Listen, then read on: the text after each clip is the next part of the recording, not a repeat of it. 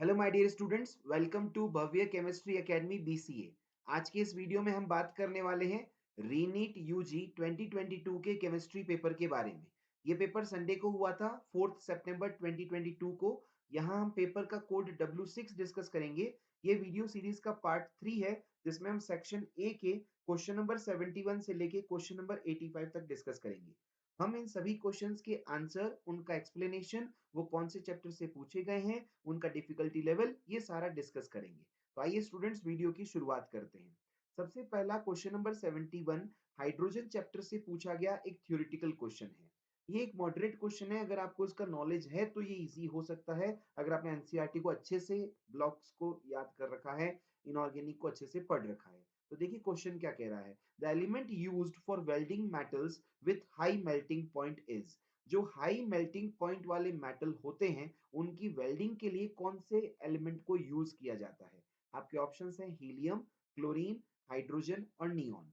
इस क्वेश्चन का सही आंसर है 3, यानी हाइड्रोजन जो है उसको आप यूज करते हो मेटल्स जिनके हाई मेल्टिंग पॉइंट है उनकी वेल्डिंग के लिए। अब क्यों करते हैं तो इसका एक्सप्लेनेशन देखिए। The oxy hydrogen flame can produce the temperature of 4000 kelvin. अगर आपने एनसीईआरटी पढ़ रखी है तो आपको इसका आइडिया होगा कि ऑक्सीजन हाइड्रोजन फ्लेम के अंदर, मतलब इनऑर्गेनिक केमिस्ट्री में हम इसकी बात जरूर करते हैं हाइड्रोजन चैप्टर में, कि जो ऑक्सी हाइड्रोजन फ्लेम है उसका टेम्परेचर 4000 केल्विन तक होता है। ठीक है, तो वो 4000 केल्विन बहुत हाई हो गया, और यहाँ जो भी मेटल्स हाई मेल्टिंग पॉइंट है जिनका, उनके लिए आप इसको यूज कर सकते हैं। So atomic hydrogen is used for welding of metals with high melting point. Atomic hydrogen को हम यूज करते हैं हाई मेल्टिंग पॉइंट वाले मेटल्स की वेल्डिंग के लिए। ओके स्टूडेंट्स, अब हम आगे बात करते हैं नेक्स्ट क्वेश्चन नंबर 72 की। Question number 72 D and F lock element से पूछा गया एक इजी क्वेश्चन है। क्या कह रहा है जरा देखिए। The decrease in size from left to right in actinoid series is greater and gradual than that in lanthanoid series due to. मतलब कि जो एक्टिनॉइड सीरीज होती है उसमें लेफ्ट टू राइट जाने पर जो साइज में डिक्रीज होता है वो ज्यादा होता है और ग्रेजुअल होता है, as compare to lanthanoid series में लेफ्ट टू राइट जाने पर जो चेंज होता है साइज में। इसका क्या कारण है। आपके ऑप्शंस हैं। फर्स्ट ऑप्शन कह रहा है 5f orbital have greater shielding effect. Second option कह रहा है 4f orbitals are penultimate. Third option कह रहा है 4f orbitals have greater shielding effect. And fourth option कह रहा है 5f orbital have poor shielding effect. तो इस क्वेश्चन का सही आंसर है फोर्थ, यानी कि 5f ऑर्बिटल में जो पुअर शील्डिंग इफेक्ट होता है उसकी वजह से ऐसा होता है। ठीक है, अब इसका एक्सप्लेनेशन देखते हैं। तो due to large size of 5f orbital, ये तो हमें पता है कि 4f के कंपैरिजन में 5f ऑर्बिटल्स की जो साइज होगी वो लार्ज होगी। Their shielding effect is poor. जब उनकी साइज ज्यादा है तो साइज बड़ी है तो उनका शील्डिंग इफेक्ट क्या होगा, पुअर होगा। In other words 5f orbital have poor shielding effect, so z effective will be more. जब 5f ऑर्बिटल की हम बात कर रहे हैं, उनकी साइज बड़ी है तो उनमें पुअर शील्डिंग इफेक्ट होगा, और पुअर शील्डिंग इफेक्ट होने की वजह से उनमें z इफेक्टिव क्या होगा, ज्यादा। Therefore atomic size will be high, या जिस वजह से एटॉमिक साइज ज्यादा आएगी। तो हम ये भी कह सकते हैं एटॉमिक साइज ज्यादा इसलिए आ रही है क्योंकि z इफेक्टिव जो है वो मोर हो रहा है, और यहाँ पे 5f ऑर्बिटल में पुअर शील्डिंग इफेक्ट होगा। ठीक है, अब आगे देखिए ध्यान से। Question number 73 aldehyde and ketones chapter से पूछा गया एक इजी और स्ट्रेट फॉरवर्ड क्वेश्चन है। क्या कह रहा है जरा देखिए। Which of the following reaction is not an example of nucleophilic addition elimination reaction? Nucleophilic addition elimination reaction का कौन सा एग्जाम्पल नहीं है फॉलोइंग रिएक्शंस में से। फर्स्ट ऑप्शन कह रहा है CH3CHO plus NH3 gives CH3CH double bond NH plus H2O। Second option कह रहा है CH3CHO plus NaHSO3 gives the additional product formed which is shown here। Third option कह रहा है CH3CHO plus NH2OH is CH3CH double bond NOH plus H2O। और fourth option कह रहा है CH3CHO plus C6H5NHNH2 gives CH3CH double bond N NHC6H5 plus H2O। इस question का सही आंसर है सेकंड, यानी जो सेकंड वाली रिएक्शन दे रखी है जिसमें एसिटल्डिहाइड एथेनॉल रिएक्ट कर रहा है सोडियम हाइड्रोजन सल्फाइड से, और यहाँ पे आपके पास एक एडिशनल प्रोडक्ट बन रहा है, ये जो है वो न्यूक्लियोफिलिक एडिशन एलिमिनेशन का एग्जाम्पल नहीं है। अभी क्यों नहीं है तो इसका एक्सप्लेनेशन देखिए ध्यान से। In nucleophilic addition elimination reaction, along with the formation of product, water molecule is eliminated. देखो सीधी सी बात है, न्यूक्लियोफिलिक एडिशन भी होना है और एलिमिनेशन भी होना है। तो जब ये दोनों होंगे तो प्रोडक्ट का फॉर्मेशन तो होगा ही होगा, साथ ही साथ वाटर मॉलिक्यूल का एलिमिनेशन भी होगा। ठीक है। जब हम बात कर रहे हैं reaction of CH3CHO with ammonia NH2OH and phenyl hydrazine, they are the examples of nucleophilic addition elimination reaction. ये जो एसिटल्डिहाइड की एथेनॉल की रिएक्शंस यहाँ ऊपर दे रखी हैं अमोनिया के साथ, हाइड्रोक्सिल एमीन के साथ, फेनिल हाइड्रोजीन के साथ, ये सभी रिएक्शंस जो हैं वो न्यूक्लियोफिलिक एडिशन एलिमिनेशन का एग्जांपल है, क्योंकि यहाँ पे न्यूक्लियोफिलिक एडिशन रिएक्शन भी हो रही है, साथ ही साथ एलिमिनेशन भी हो रहा है। But in the reaction of CH3CHO with NHSO3, only addition takes place. यहाँ पे सिर्फ क्या हो रहा है? Addition हो रहा है, elimination नहीं हो रहा है. So it is an example of nucleophilic addition reaction only. Nucleophilic addition elimination नहीं है ये सिर्फ nucleophilic addition reaction है. Okay students, अब हम आगे बात करते हैं next question की. Question number 74 S block element से पूछा गया एक इजी क्वेश्चन है। क्या कह रहा है जरा देखिए, CaCl2 and CaOCl2 are components of, यानी कि जो CaCl2 है और CaOCl2 है ये किसके कंपोनेंट्स होते हैं। आपके ऑप्शन है lime water, gypsum, Portland cement and bleaching powder. तो इसका करेक्ट आंसर है 4, क्योंकि आप जानते हैं स्टूडेंट्स ब्लीचिंग पाउडर में क्या होता है, CaOH whole twice dot CaCl2 dot CaOCl2 dot 2H2। तो सीधी सी बात है, स्ट्रेट फॉरवर्ड क्वेश्चन है जिसमें ब्लीचिंग पाउडर का कंपोजिशन आपसे पूछा गया है और कंपोजिशन एक्चुअली दे रखा है, आपसे पूछा वो किसका है, तो उसका आंसर है bleaching powder. So fourth is the correct answer for this question number 74। अब आगे देखिए question number 75 aldehyde ketone and carboxylic acid chapter से पूछा गया एक इजी क्वेश्चन है। क्या कह रहा है जरा देखिए, the product formed from the following reaction sequences. आपके सामने एक रिएक्टेंट दे रखा है बेंजल्डिहाइड, उसकी आप कुछ सीक्वेंस ऑफ रिएक्शन करवा रहे हैं। सबसे पहले आप HCN से ट्रीट कर रहे हैं, फिर सेकंड स्टेप पे आप एसिडिक मीडियम में हाइड्रोलाइसिस कर रहे हैं और थर्ड स्टेप में soda lime that is NaH और CaO लेके हीट कर रहे हैं और आपसे पूछा है फाइनल प्रोडक्ट क्या फॉर्म होगा। आपके पास ऑप्शन है benzamide, benzyl, we can say 2 phenyl ethanoic acid, और we can say third option is phenyl methanoic acid and fourth is benzoic acid. Okay, चारों ऑप्शन आपको स्ट्रक्चर दिखाई दे रहा है, ऑप्शन 1 2 3 4। अब देखते हैं इस क्वेश्चन का सही आंसर क्या है और फिर वो कैसे आया। ओके, इस क्वेश्चन का सही आंसर है 3, that is benzyl alcohol is the correct answer. अब वो कैसे आया जरा देखिए, सबसे पहले आपने लिया है बेंजल्डिहाइड, इसकी रिएक्शन HCN से कराएंगे तो HCN मॉलिक्यूल आके ऐड हो जाएगा और साइनोहाइड्रिन बनेगा। फर्स्ट प्रोडक्ट यहाँ पे क्या बनेगा, साइनोहाइड्रिन। अब इसका आप क्या करवा रहे हो, हाइड्रोलाइसिस करा रहे हो एसिडिक मीडियम में, और आप हाइड्रोलाइसिस करा रहे हो कंप्लीट हाइड्रोलाइसिस। तो आपके पास प्रोडक्ट क्या बनेगा, जो साइनाइड है इसका आप कंप्लीट हाइड्रोलाइसिस कराते हो तो ये कार्बोक्सिलिक एसिड में चेंज हो जाएगा। तो आपके पास प्रोडक्ट क्या बन जाएगा, C6H5 CHOH C6COH। ओके, इसका आप सोडा लाइम लेके डी कार्बोक्सिलेशन करवाओगे, NaOH और CO लेके डी कार्बोक्सिलेशन करोगे, हीट करोगे तो यहाँ से CO2 बाहर निकल जाएगा और आपके पास बन जाएगा benzene ring that is C6H5 CH2OH which is known as benzyl alcohol। यहाँ पे जो NaOH और CO आप यूज कर रहे हो 3:1 रेशियो में, इसको सोडा लाइम बोलते हैं और एक डी कार्बोक्सिलेटिंग एजेंट होता है, मतलब डी कार्बोक्सिलेशन करता है। तो इस क्वेश्चन का करेक्ट आंसर है C, that is benzyl alcohol. Okay, अब आगे बात करते हैं नेक्स्ट क्वेश्चन की, तो देखिए ध्यान से question number 76 P block elements halogen family से पूछा गया एक मॉडरेट क्वेश्चन है। देखिए क्या कह रहा है, fluorine is an stronger oxidising agent than chlorine because.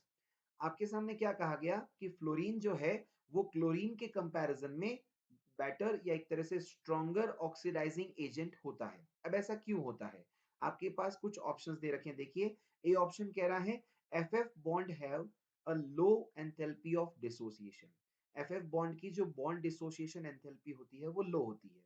B option कह रहा है fluoride ion has a high hydration enthalpy, जो फ्लोराइड आयन होता है उसकी हाइड्रेशन एंथैल्पी की वैल्यू हाई होती है। सी ऑप्शन क्या कह रहा है, electron gain enthalpy of fluorine is less negative than chlorine, जो फ्लोरीन की इलेक्ट्रॉन गेन एंथैल्पी की वैल्यू होती है वो क्लोरीन के कंपैरिजन में लेस नेगेटिव होती है। और फोर्थ ऑप्शन कह रहा है fluorine has a very small size, fluorine की साइज बहुत ही छोटी होती है।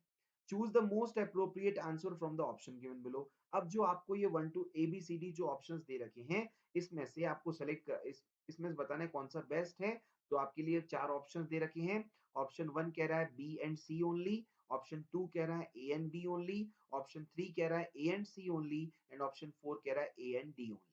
ओके, इस क्वेश्चन का सही आंसर है 2, that is A and B only are the correct. मतलब कि एफएफ बॉन्ड की बॉन्ड डिसोसिएशन एंथैल्पी लो होती है और दूसरा फ्लोराइड आयन की हाई हाइड्रेशन एंथैल्पी होती है। ये इसका करेक्ट रीजन है कि फ्लोरीन क्लोरीन के कंपैरिजन में स्ट्रॉन्गर ऑक्सीडाइजिंग एजेंट क्यों होता है। अब एक बार इसको और अच्छे से समझते हैं, तो देखिए ध्यान से।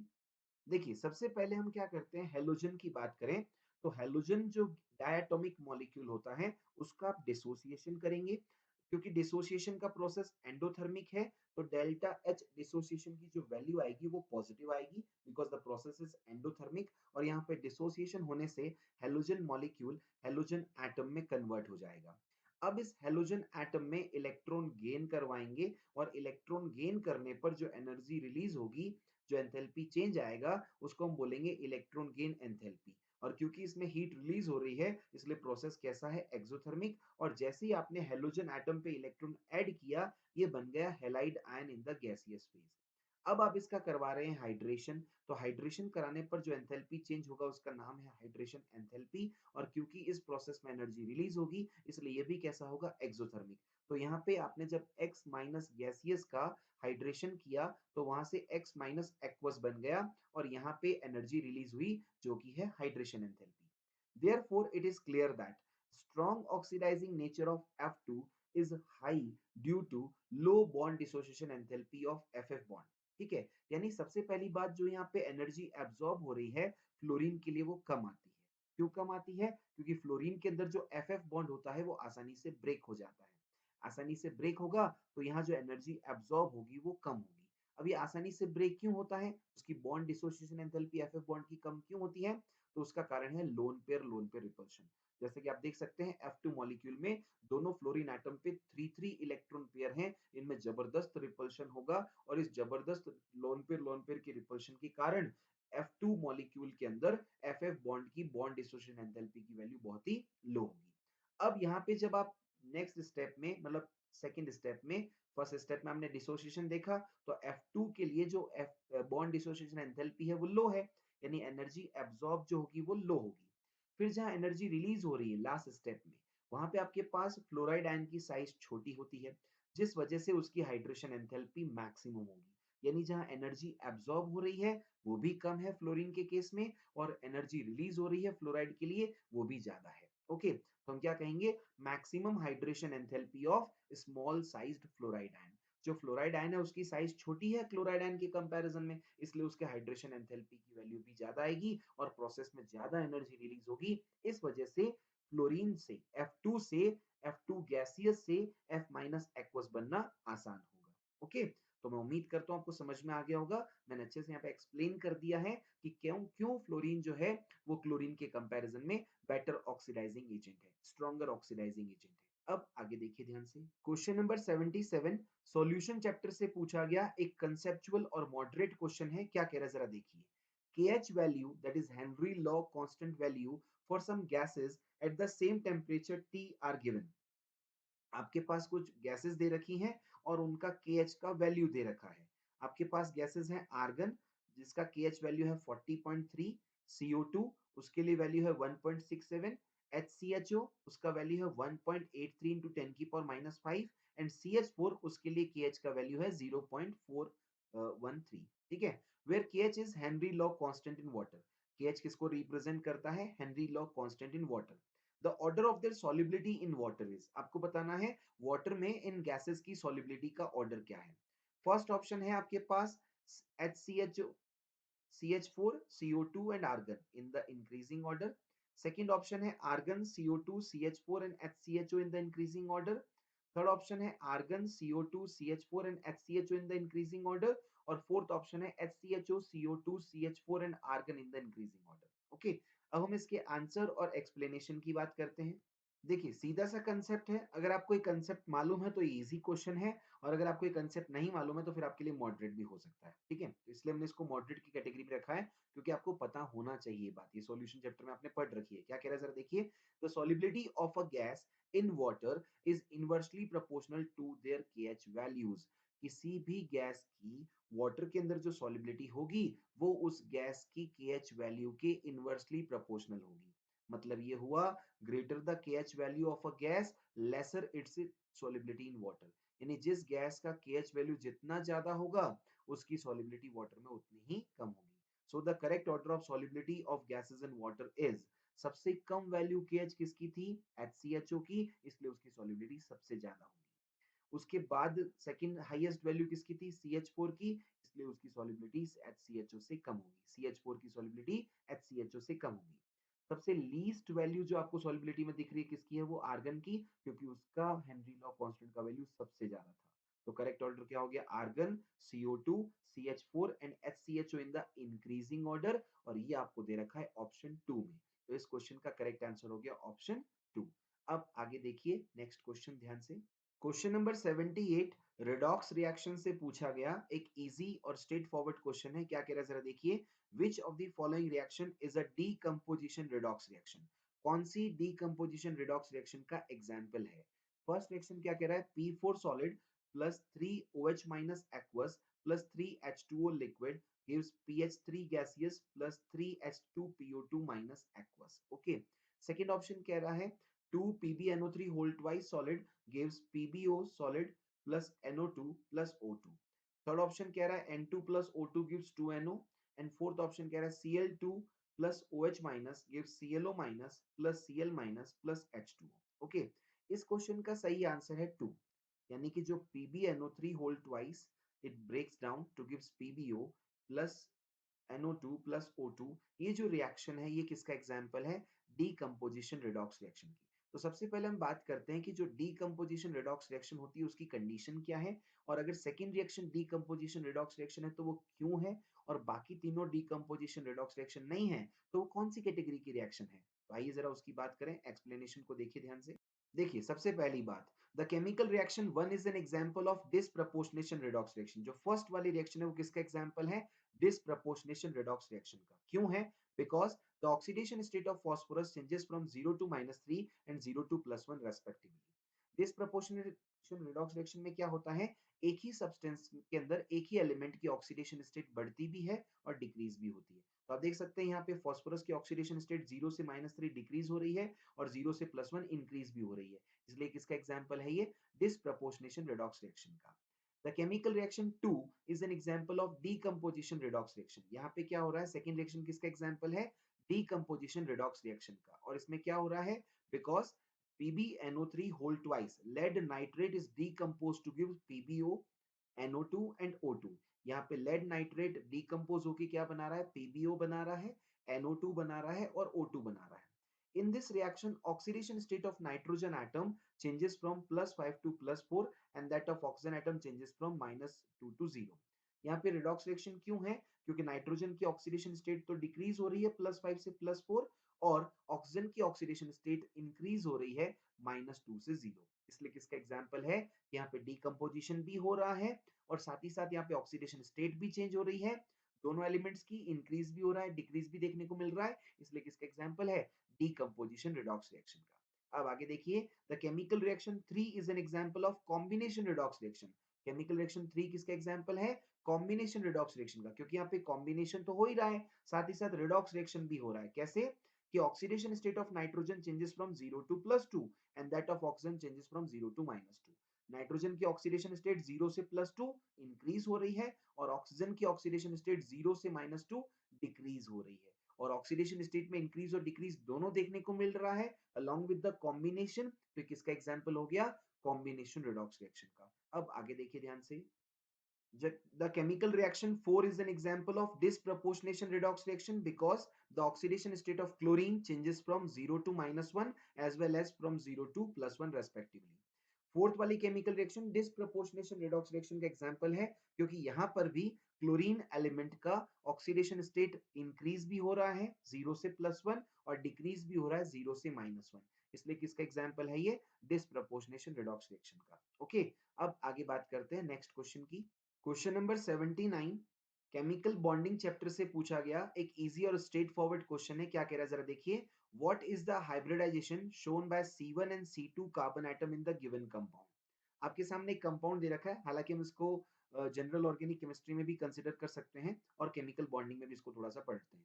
तो देखिए आपके सामने कंपाउंड दे रखा है CHO, CH double bond CH, CH2 COO CH3। Okay, इसमें आपको बताना है कि C1 और C2 कार्बन एटम, बेसिकली ये GOC के अंदर ही रखेंगे क्योंकि इसके अंदर अपने को ये भी देखना है, नंबरिंग भी मायने रखती है। IUPAC नेमिंग जब आप करते हैं तो नंबर भी देखना जरूरी है कि कार्बन 1 और कार्बन 2 कौन सा है, और फिर आपको हाइब्रिडाइजेशन भी बताना है। ठीक है, तो अगर सिर्फ हाइब्रिडाइजेशन की बात होती तो हम इसको केमिकल बॉन्डिंग से भी बता सकते थे, लेकिन ये बेसिकली GOC का ही क्वेश्चन है। अब इसमें C1 और C2 पे जो हाइब्रिडाइजेशन है वो क्या है वो आपको बताना है। आपके ऑप्शन है sp3 and sp3, sp2 and sp3, sp2 and sp2 and sp3 and sp2। इस क्वेश्चन का सही आंसर है 2, यानी कि कार्बन 1 पे sp2 हाइब्रिडाइजेशन है और कार्बन 2 पे sp3 हाइब्रिडाइजेशन है। अब इसको समझिए कैसे। सबसे पहली बात, इस कंपाउंड में दो फंक्शनल ग्रुप दिख रहे हैं, एक है एस्टर और एक है aldehyde. Ester main functional group है, इसलिए पहली प्रायोरिटी एस्टर को जाएगी। तो फर्स्ट कार्बन नंबर 1 जो होगा वो होगा ये COO वाला कार्बन। तो ये नंबर 1 हो गया, इसके आगे CH2 वाला नंबर 2 हो गया, फिर नंबर 3, नंबर 4, नंबर 5। ये गलती यहाँ नहीं करनी है, ठीक है। इस CHO को आप फर्स्ट नहीं दे सकते, फर्स्ट यहाँ से होगा क्योंकि मेन फंक्शनल ग्रुप है। तो यही बात हमने यहाँ पे कही है, ester group has more priority than aldehyde. Ester group की प्रायोरिटी एल्डिहाइड से ज्यादा होती है। So numbering must be done from left to right. Numbering कहां से होगी, लेफ्ट से राइट। तो जैसा कि आप देख सकते हैं, COO को first number, then second, third, fourth और फिफ्थ। ठीक है। C1 has double bond, C1 पे कैसा है, डबल बॉन्ड है, इसलिए उस पे कैसा हाइब्रिडाइजेशन होगा, sp2। जबकि C2 कार्बन पर सिंगल बॉन्ड है, इसलिए उस पे कैसा हाइब्रिडाइजेशन होगा, sp3। ओके, अब आगे देखिए। अब एक जनरल बात करें कि जब कार्बन 4 सिंगल बॉन्ड बनाता है तो उस पे हाइब्रिडाइजेशन कैसे होता है, sp3। 1 डबल बॉन्ड और 2 सिंगल बॉन्ड बनाता है तो उस कार्बन पे हाइब्रिडाइजेशन कैसा होगा, sp2। 1 ट्रिपल बॉन्ड और 1 सिंगल बॉन्ड बनाता है तो कार्बन पे हाइब्रिडाइजेशन कैसा होगा, sp। और 2 डबल बॉन्ड बनाता है तो कार्बन पे हाइब्रिडाइजेशन कैसा होगा, sp। ओके, अब आगे देखिए ध्यान से। इसका मतलब इस गिवन क्वेश्चन का जब हम नंबरिंग करने के बाद जब हम कार्बन 1 और कार्बन 2 के हाइब्रिडाइजेशन की बात करेंगे तो करेक्ट आंसर आएगा 2। फर्स्ट पे sp2 हाइब्रिडाइजेशन है और सेकंड पे sp3। ओके स्टूडेंट्स, अब आगे देखिए next question. Question number 80 alcohol phenol ether वाले चैप्टर से फिनॉल की प्रॉपर्टीज से पूछा गया, प्रिपरेशन और प्रॉपर्टीज से पूछा गया एक इजी क्वेश्चन है। हालांकि आपको सारी रिएक्शंस पता है तो इजी है, अदरवाइज ये मॉडरेट क्वेश्चन होगा क्योंकि सारी रिएक्शन एक साथ आपको रिकॉल हो पाना थोड़ा सा डिफिकल्ट भी हो सकता है। So we can say it's a moderate question from the phenol chapter. क्या कह रहा है इसमें, मैचिंग करनी है लिस्ट 1 और लिस्ट 2 की। लिस्ट 1 में आपको बताना है कि फिनॉल की रिएक्शंस आप इन रिएक्टेंट से कराएंगे, तो लिस्ट 2 में आपके पास जो कंपाउंड बनेगा, प्रोडक्ट बनेगा वो है। तो लिस्ट 1 में रिएजेंट्स के नाम है और लिस्ट 2 में प्रोडक्ट्स के नाम है।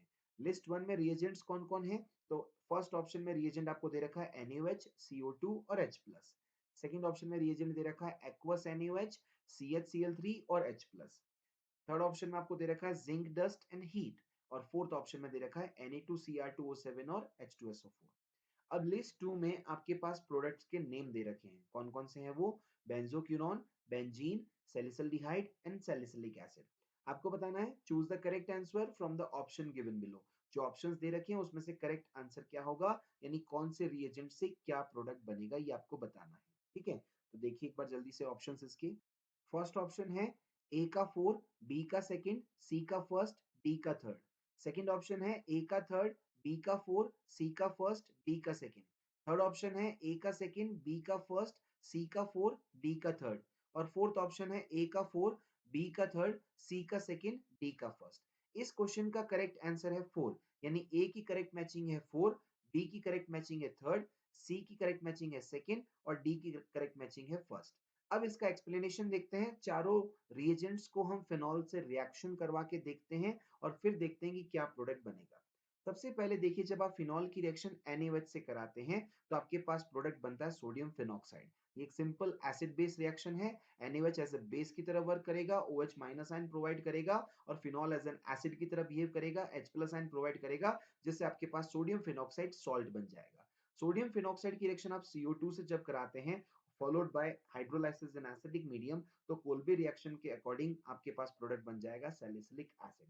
तो फिनॉल की रिएक्शन NaOH से कराने पर, फिर CO2 और H प्लस से सब्सिक्वेंट रिएक्शन कराने पर आपके पास प्रोडक्ट क्या बनेगा? Salicylic acid. अब एक बार बाकी रिएक्शंस भी देख लेते हैं, तो देखिए ध्यान से। सेकेंड रिएक्शन देखिए, फिनॉल की रिएक्शन हम क्लोरोफॉर्म और NaOH के साथ कराते हैं राइमर टीमन रिएक्शन के अकॉर्डिंग, तो हमारे पास मेजर प्रोडक्ट बनता है salicylaldehyde with the by products are NaCl and H2O। तो यहाँ पे आप फिनॉल की रिएक्शन किससे करा रहे हो? क्लोरोफॉर्म और NaOH के साथ। ये राइमर टीमन रिएक्शन कहलाती है और इसका मेजर प्रोडक्ट होता है सैलिसिलिक एसिड, सैलिसिल्डिहाइड। ओके, अब देखिए नेक्स्ट, फिनॉल की रिएक्शन जब हम जिंक डस्ट के साथ कराते हैं तो एक रिडॉक्स रिएक्शन है जिसमें फिनॉल का रिडक्शन हो जाएगा बेंजीन में, और जिंक डस्ट, जिंक जो कि एक अच्छा रिड्यूसिंग एजेंट होता है, वो ऑक्सीडाइज हो जाएगा ZnO में। तो यहाँ पे एक रिडॉक्स रिएक्शन होगी जिसमें फिनॉल का रिडक्शन हो जाता है बेंजीन में। तो फिनॉल को जिंक डस्ट के साथ हीट करने पर प्रोडक्ट क्या बनेगा? बेंजीन। लास्ट रिएक्शन है जिसमें हम फिनॉल की रिएक्शन करा रहे हैं सोडियम डाइक्रोमेट और H2SO4 के साथ, जिसमें फिनॉल का ऑक्सीडेशन हो जाएगा बेंजोक्विनोन में। ओके, तो फिनॉल का ऑक्सीडेशन हो जाता है सोडियम डाइक्रोमेट और H2SO4 से रिएक्शन कराने पर, और वहां से आपके पास प्रोडक्ट बनता है बेंजोक्विनोन। ओके, अब आगे देखिए next question, question number 81। Question number 81 chemical bonding chapter से पूछा गया एक इजी क्वेश्चन है। क्या कह रहा है जरा देखिए। The correct order of bond angles in the following compounds और स्पीसीज इज। फर्स्ट ऑप्शन है आपके पास CO2, ammonia, water and ammonium ion in the increasing order. Second option है water, ammonia, NH4 plus and CO2 in the increasing order. Third option है आपके पास water, ammonium ion, ammonia and CO2 in the increasing order. Fourth option है water less than ammonium ion equal two ammonia less than CO2। Okay, इस question का सही answer है second, यानी कि सबसे कम बॉन्ड एंगल किसका होगा? वाटर का, उससे ज्यादा अमोनिया का, उससे ज्यादा अमोनियम आयन का, उससे ज्यादा CO2 का। अभी कैसे आया, तो हम बात करते हैं कंसेप्ट की। तो देखिए ध्यान से कंसेप्ट को समझिए। जब भी आपको बॉन्ड एंगल डिटरमाइन करना हो तो आप वो डिटरमाइन करते हैं percentage S character in hybrid orbital से। तो जिसमें percentage S character hybrid orbital में ज्यादा होगा, वहां पे बॉन्ड एंगल आपको ज्यादा देखने को मिलेगा। और ये कब देखना है? जब hybridisation on central atom is different. तो पहले तो जरा ये देख लें कि हाइब्रिडाइजेशन क्या है। तो CO2 में कार्बन पर sp हाइब्रिडाइजेशन होता है, अमोनिया में नाइट्रोजन पर sp3 हाइब्रिडाइजेशन होता है, वाटर में ऑक्सीजन पर sp3 हाइब्रिडाइजेशन है, और NH4 प्लस में भी नाइट्रोजन पर sp3 है। तो जो अमोनिया, वाटर और NH4 प्लस में तो हाइब्रिडाइजेशन सेम है sp3, लेकिन CO2 में sp हाइब्रिडाइजेशन है, जिसमें बॉन्ड एंगल सबसे ज्यादा आएगा। क्यों? क्योंकि इसमें परसेंटेज एस कैरेक्टर 50% है, जबकि इन तीनों में परसेंटेज एस कैरेक्टर 25% है। तो पहले ये क्लियर हो गया कि CO2 का बॉन्ड एंगल सबसे ज्यादा क्यों है, क्योंकि उसमें percentage S character hybrid orbital में सबसे ज्यादा है। और ये हमें कब देखा? जब hybridisation on central atom different है। ठीक है, तो बाकी तीनों पे तो हाइब्रिडाइजेशन सेम है। तो अब हमें ये पता चल गया कि ऑप्शन 1 तो नहीं होगा, सेकंड, थर्ड और फोर्थ में से हो सकता है, क्योंकि CO2 का बॉन्ड एंगल सबसे ज्यादा है। तो पहला कंसेप्ट क्लियर हो जाना चाहिए कि जब सेंट्रल एटम डिफरेंट हो, तो हाइब्रिडाइज सेंट्रल एटम पर हाइब्रिडाइजेशन डिफरेंट हो, तो percentage S character hybrid orbital में जिसमें ज्यादा होगा, उस स्पीसीज का, उस मॉलिक्यूल का बॉन्ड एंगल भी ज्यादा होगा। अब सेकंड बात करें कि जब hybridisation on central atom same है, तब हम बॉन्ड एंगल कैसे देखते हैं। तो देखिए ध्यान से, दूसरा कंसेप्ट ये है कि bond angle is inversely proportional to number of lone pairs on central atom when the hybridization on central metal atoms are same।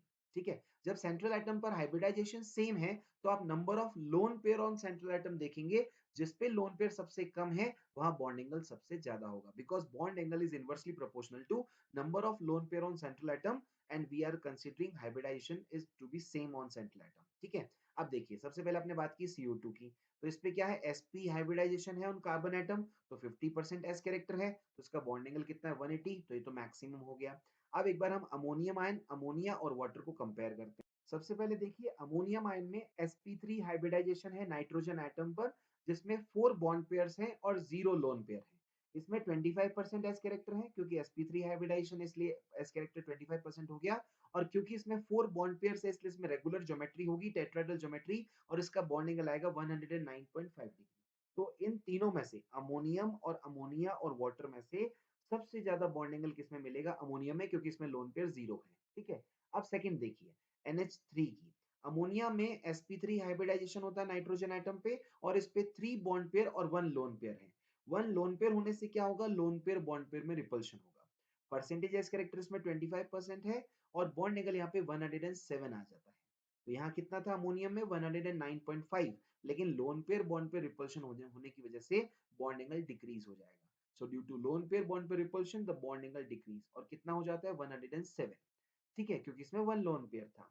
लेकिन अगर हम वाटर की बात करें तो वाटर में ऑक्सीजन एटम पे भी sp3 हाइब्रिडाइजेशन है और इस पे 2 बॉन्ड पेयर और 2 लोन पेयर प्रेजेंट है। sp3 हाइब्रिडाइजेशन है इसलिए इसमें 25% s कैरेक्टर होता है और बॉन्ड एंगल 104.5 डिग्री है। ठीक है। इसलिए इसमें भी क्या होगा? Loan pair bond pair repulsion तो होगा ही होगा, क्योंकि लोन पेयर भी है और बॉन्ड, और इसमें लोन पेयर भी 2 हैं। यानी इसमें loan pair bond pair, bond pair bond pair और लोन पेयर बॉन्ड पेयर, तीनों टाइप की रिपल्शन देखने को मिलेगी।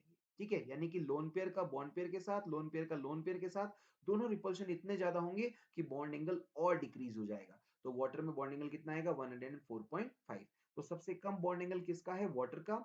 उससे ज्यादा अमोनिया का, उससे ज्यादा अमोनियम आयन का, और उससे भी ज्यादा CO2 का।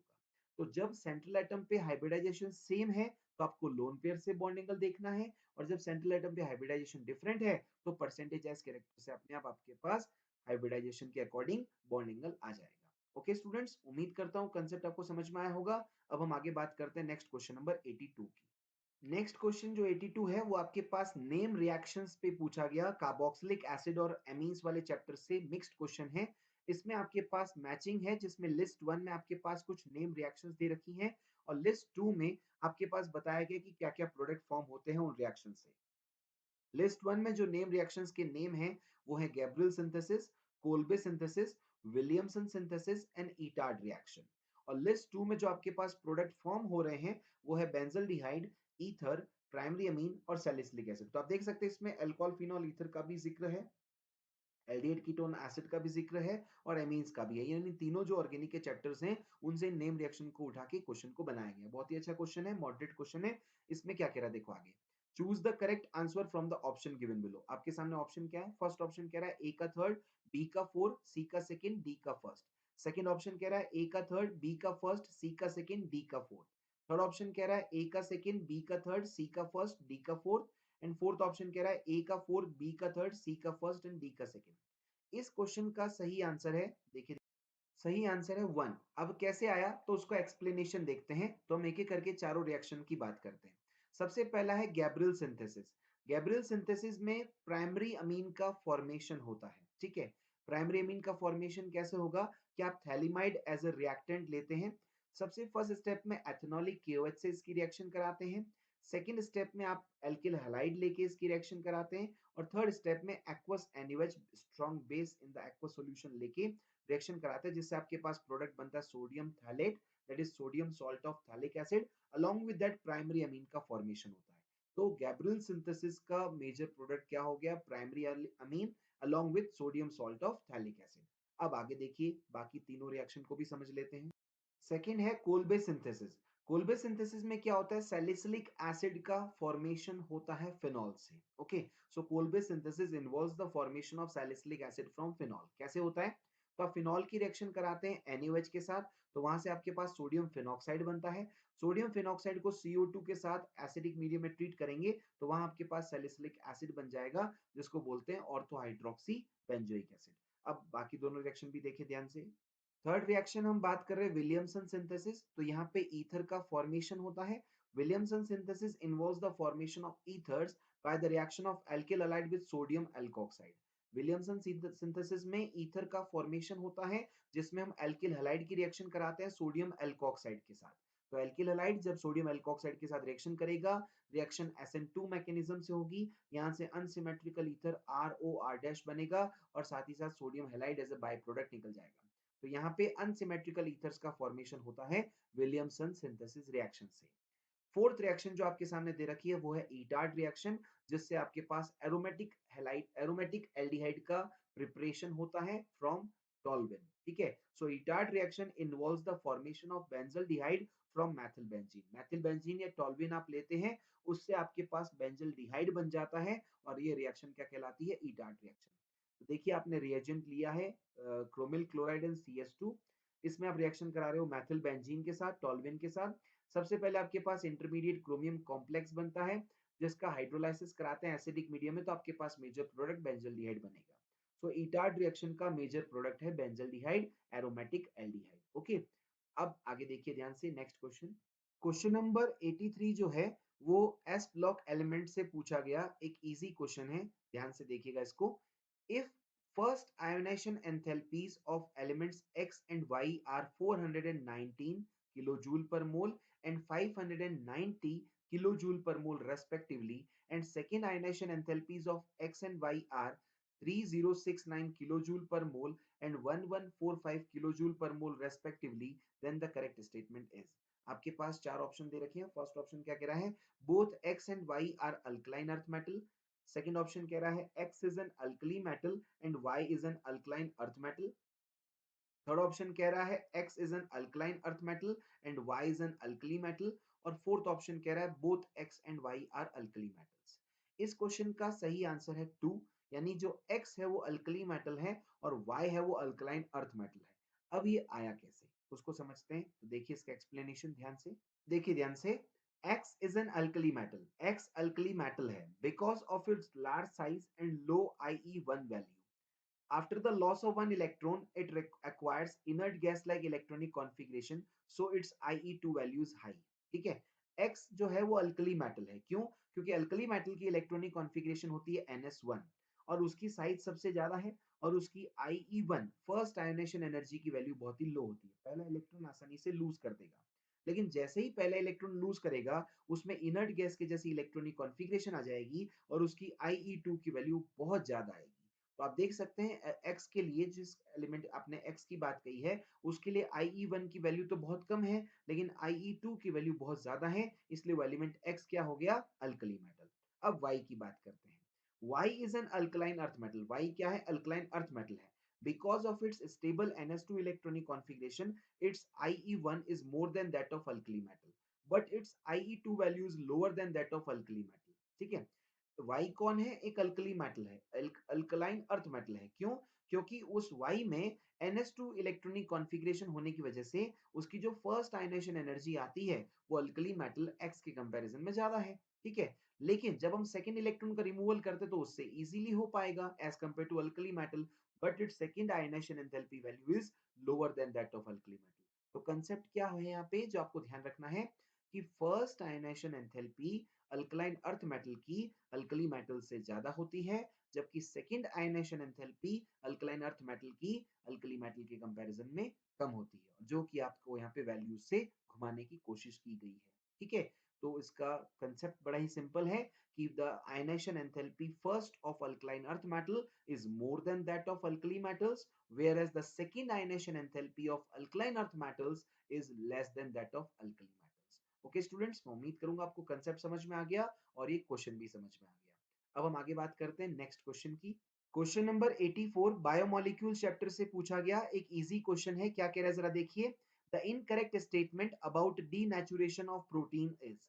डीनेचुरेशन ऑफ प्रोटीन के रेस्पेक्ट में इनकरेक्ट स्टेटमेंट क्या है? पहला ऑप्शन कह रहा है uncoiling of the helical structures takes place, यानी कि जो हेलिकल स्ट्रक्चर होती है उसकी अनकॉइलिंग होती है डीनेचुरेशन ऑफ प्रोटीन के दौरान। सेकंड है it results due to the change of temperature और पीएच, यानी जब हम डीनेचुरेशन ऑफ प्रोटीन की बात करें तो वो टेम्परेचर या पीएच में चेंज होने की वजह से होता है। तीसरा option it results in the loss of biological activity of proteins, यानी जब आप डीनेचुरेशन ऑफ प्रोटीन की बात करते हैं तो उसमें जो प्रोटीन की जितनी भी बायोलॉजिकल एक्टिविटी है वो पूरा का पूरा लॉस हो जाता है। और fourth, a protein is formed from amino acid linked by peptide bonds, या जब डीनेचुरेशन ऑफ प्रोटीन होगा तो उसमें प्रोटीन का फॉर्मेशन होगा अमीनो एसिड से by the formation of peptide bonds, by the linking bye peptide bonds. तो इस क्वेश्चन का सही आंसर है 4, जो कि डीनेचुरेशन ऑफ प्रोटीन के लिए बिल्कुल भी सही नहीं है। अब इसके लिए पहले एक बार इसका एक्सप्लेनेशन देखिए। हालांकि आपने बायोलॉजी में भी पढ़ा है और बायोमोलिक्यूल चैप्टर में केमिस्ट्री में भी पढ़ा है और बहुत ही इजी है, फिर भी एक बार इसका एक्सप्लेनेशन देख लेते हैं क्या है। Denaturation of proteins involves the loss of biological activity of protein, है ना। जब हम डीनेचुरेशन ऑफ प्रोटीन की बात करते हैं तो उसमें प्रोटीन की बायोलॉजिकल एक्टिविटी पूरी की पूरी डिस्ट्रॉय हो जाती है। Where uncoiling of the helical structures takes place, जहां पे जो हेलिकल स्ट्रक्चर है उसका अनकॉइलिंग हो जाता है। डीनेचुरेशन किस वजह से होता है? The denaturation of protein is due to the change in temperature और पीएच। जो डीनेचुरेशन है उसमें पीएच या मतलब टेम्परेचर में या पीएच में चेंज आने की वजह से डीनेचुरेशन ऑफ प्रोटीन देखने को मिलता है। But protein formation is not related to the denaturation of protein, इसीलिए ही जो फोर्थ ऑप्शन में बात की गई है प्रोटीन फॉर्मेशन की, उसका डीनेचुरेशन ऑफ प्रोटीन से कोई लेना देना नहीं है। ओके, तो इजी क्वेश्चन था, क्वेश्चन नंबर 84। अब हम आगे बात करते हैं नेक्स्ट क्वेश्चन। क्वेश्चन नंबर 85 इस वीडियो का लास्ट क्वेश्चन है, जो कि गैसियस स्टेट चैप्टर से पूछा गया एक इजी क्वेश्चन है। क्या कह रहा है जरा देखिए। Four gas cylinders containing helium, nitrogen, CO2 and ammonia gases separately are gradually cooled from a temperature of 500 Kelvin. Which gas will liquefied first? ठीक है, आपके सामने क्या है, फोर गैस के सिलेंडर्स दे रखे हैं, जिसमें हीलियम भरी है एक में, दूसरे में नाइट्रोजन, तीसरे में CO2 और चौथे में अमोनिया गैसेस को भरा गया है। इनको आप धीरे धीरे कूल कर रहे हो और टेम्परेचर 500 केल्विन से। ठीक है, आपको बताना है कौन सी गैस सबसे पहले लिक्विफाई होगी। आपके सामने जो इनके क्रिटिकल टेम्परेचर है केल्विन में, उनकी वैल्यू दे रखी है। हीलियम का क्रिटिकल टेम्परेचर है 5.3, नाइट्रोजन का 126, CO2 का 304.1 और अमोनिया के लिए 405.5। ठीक है, आपके सामने ऑप्शन है ammonia, helium, nitrogen and CO2। इस क्वेश्चन का सही आंसर है अमोनिया। ठीक है, इस क्वेश्चन का सही आंसर क्या है, अमोनिया, यानी कि अमोनिया सबसे पहले लिक्विफाई होगी। तो जरा देखते हैं कि गैस के लिक्विफिकेशन का क्रिटिकल टेम्परेचर के साथ क्या रिलेशन है, ताकि हमें कंसेप्ट समझ में आए और हम इस क्वेश्चन का आंसर भी समझ पाए। तो देखिए स्टूडेंट्स, एक्सप्लेनेशन की बात करें, the ease of liquefaction of a gas is directly proportional to the critical temperature of the gas. यानी कोई भी गैस कितना आसानी से लिक्विफाई होगी ये उसकी क्रिटिकल टेम्परेचर पे डिपेंड करेगा। जितना उसका क्रिटिकल टेम्परेचर हाई है उतना ही गैस का लिक्विफिकेशन ईजी होगा। So the ease of liquefaction of gas is directly proportional to the critical temperature of the gas. इसका मतलब क्या हुआ? Therefore, the gases having high critical temperature can be easily liquefied. जिस gas का critical temperature जितना ज्यादा होगा, उस गैस का liquefaction भी इतना ही आसानी से किया जा सकता है। Hence, among the given gases, ammonia has the highest critical temperature. जितनी भी गैसेस दे रखी हैं, उसमें से अमोनिया का critical temperature सबसे हाईएस्ट है, इसीलिए ammonia will be liquefied first, इसलिए अमोनिया गैस सबसे पहले लिक्विफाई होगी। तो कंसेप्ट क्या याद रखना है आपको स्टूडेंट्स, कि जिस गैस का क्रिटिकल टेम्परेचर जितना ज्यादा होगा उस गैस का लिक्विफिकेशन उतना ही इजीली है। यानी कि हाई क्रिटिकल टेम्परेचर वाली गैसेस इजीली लिक्विफाई होती हैं और लो क्रिटिकल टेम्परेचर वाली गैसेस इजीली लिक्विफाई नहीं होती हैं। तो इस तरह से आपने देखा, हमने इस वीडियो में 15 क्वेश्चन जिनकी बात की, क्वेश्चन नंबर 71 से लेके 85 तक को पूरा डिस्कस किया, उनके आंसर्स, एक्सप्लेनेशन, डिफिकल्टी लेवल और वो कौन से चैप्टर से पूछे गए उनको बताया। अगर आपको कोई भी कंसेप्ट नहीं समझ में आया हो, कोई भी बात नहीं पता चली हो, तो आप कमेंट सेक्शन में जरूर रिप्लाई कीजिए, उस पे बेस्ड हम एक सेपरेट वीडियो अलग से और बना देंगे। Okay students, thank you very much.